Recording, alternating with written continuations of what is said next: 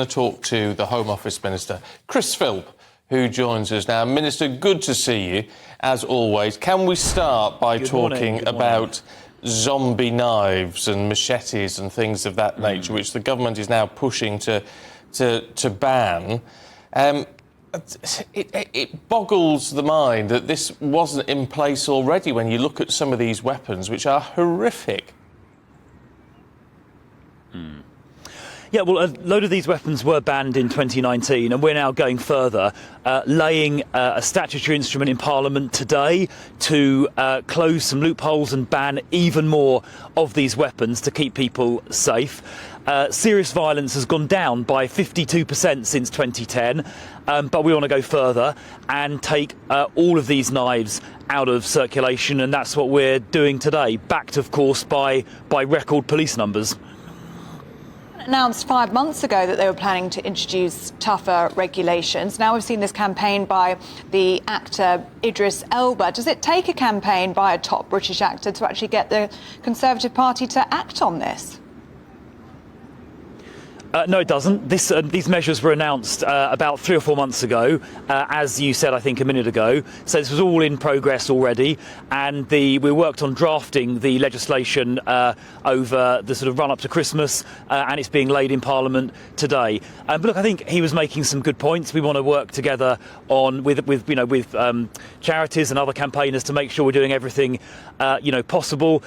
We're investing, obviously, in things like youth services, where we've taken 120,000 knives off the street through initiatives like Stop and Search, which we fully support. By contrast, Labour mayors like Sadiq Khan are not using those powers as fully as they should, in our view. So a combination of tough enforcement, record police numbers, using powers like Stop and Search, but also diverting young people into other activity to get them onto a better track. All of those things together have reduced serious violent crime by 52% since 2010, but we want to go further and get it down even more.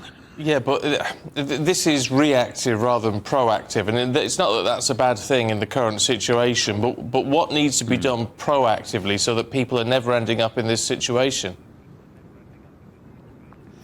Yeah, well, I think there's a number of things. I think, first of all, I mentioned record police numbers. We need those police on the street patrolling the hotspot areas. We've been doing that for the last few years, and we're going to be doing even more of it from April this year. So police are patrolling visibly in those hotspots. As I say, it's been happening already. We're going to do even more from April. I think the second thing is using those powers like Stop and Search to get knives off the street, to stop people who are suspected of carrying. The police should be using those powers confidently to take knives off the streets. We're also investing in the Home Office in some new technology. It's not ready for deployment yet, but I'm hoping in about a year it will be, that will enable people to be scanned for knives as they walk down high streets, to take more knives again off the street.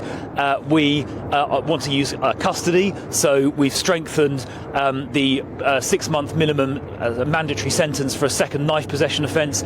So people who get caught twice carrying a knife go to prison for at least 6 months.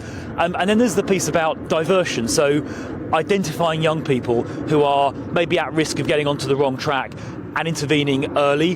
Violence reduction units that are funded by the government do that. Sometimes it's educational intervention, sometimes it's like mentoring schemes, running apprenticeship schemes. It's a number of different things that put young people on a better track. So I think a combination of those measures will continue to get knife crime down. The number of young people admitted to hospital with a knife wound, which is the best measure or the most accurate measure of knife crime, because if you get stabbed, you will basically go to hospital, right? You don't rely on people reporting it. That's down by 25% over the last 4 years. So it is working. The plan is working. We don't want to go back to square one with Labour. Our plan is working, and we're going to keep pushing further. OK, Chris Philp, Home Office Minister, very good to see you this morning. Thank you very much indeed.